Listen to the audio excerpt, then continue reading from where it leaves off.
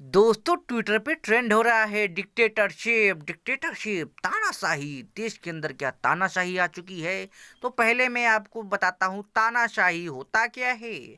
आध्यात्मिक रूप में तानाशाही मैं की जो भावना होती है, अहंकार की जो भावना होती है, वही मैं है।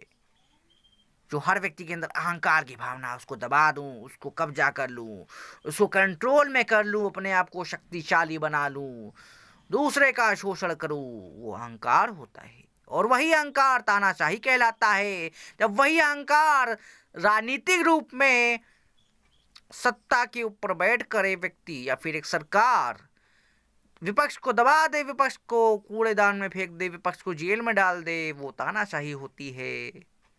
ऐसा ध्रुव राठी कहते हैं। विपक्ष आरोप लगा रहा है कि सरकार तानाशाही कर रही है। ये क्यों किया? क्योंकि भैया दिल्ली के मुख्यमंत्री अरविंद केजरीवाल जी को जेल में डाल दिया गया है। उनका जो गिरफ्तार किया गया है, उसके बाद विपक्ष का आरोप है कि भैया देश के अंदर तानाशाही आ चुकी है।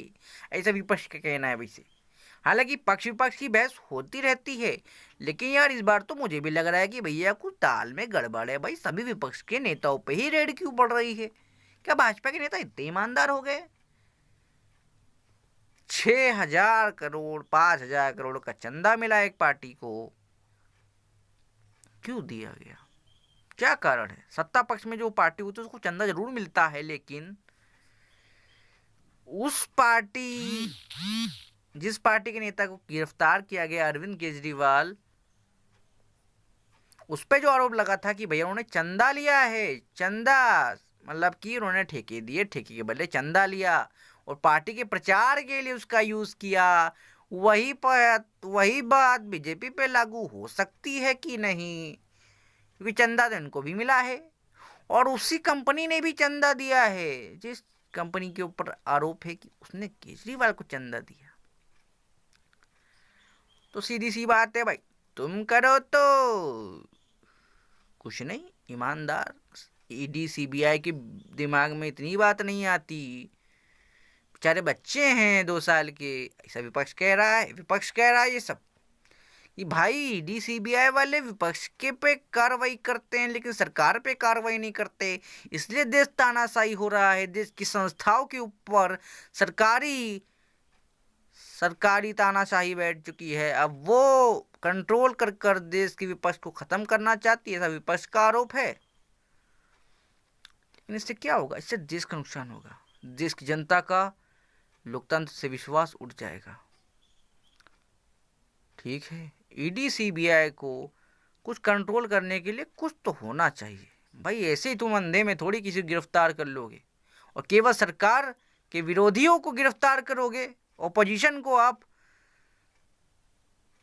गिरफ्तार किए जा रहे हो। सरकारी पक्ष ईमानदार है। कर्नाटक के अंदर बहुत भ्रष्टाचार हुआ, ईडी सीबीआई इतनी कार्रवाई नहीं करी। हालांकि मैं कहता हूं सब वैसे ही हैं। जो भाजपा में आज जा रहा है वो शुद्ध हो जा रहा है, वॉशिंग मशीन। ऐसा विपक्ष आरोप लगा तो रहा है, बाद में मेरे विवेक के अनुसार ऐसा हो भी रहा है। अजीत पवार पे आरोप था, बच गए। उसी प्रकार बहुत सारे नेता इनके पास आ जाते हैं तो उसके केस बंद हो जाते हैं। ये बहुत ही दुखद घटना है। ये भारतीय लोकतंत्र के लिए शर्मनाक हरकत है।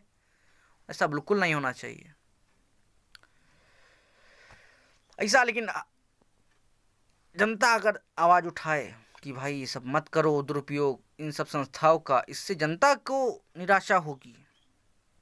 हालांकि विपक्ष का आरोप है सुप्रीम कोर्ट फैसला सुना ही देगा। सुप्रीम कोर्ट का फैसला अगर पक्ष में आया केजरीवाल जी के, तो भैया फिर ईडी सीबीआई की बदनामी होगी। होता भी है यार कि केवल बीजेपी के लोग ईमानदार हो चुके हैं, बाकी सब भ्रष्ट हैं। ऐसा नहीं होता। सत्ता जिनकी होती है सब ईमानदार होते हैं, समझ जाओ। अगर तुम राजनीति में बिल्कुल नए हो, बच्चे हो दूध पीते हुए, तो तुम मानोगे अरे भाजपा तो बड़ी ईमानदार। देखो भाई, हर नेता पार्टी के अंदर अच्छे बुरे नेता होते हैं। कोई नेता अच्छा होता है, कोई नेता बेईमान होता है, लेकिन हर पार्टी में होता है। तो भाई गिरफ्तारी तो हर पार्टी की होनी चाहिए। चोरों की, बेईमानों की? हर पार्टी में होते हैं घूस लेने वाले, तो एक के साथ क्यों? ये सोचना चाहिए जनता को। हालांकि ऐसे मेरे विचार हैं दोस्तों, आपको क्या लगता है? क्या देश से लोकतंत्र खतरे में है? कमेंट में अपनी राय दीजिए दोस्तों। Thank you. जय हिंद, वंदे मातरम, भारत माता की जय।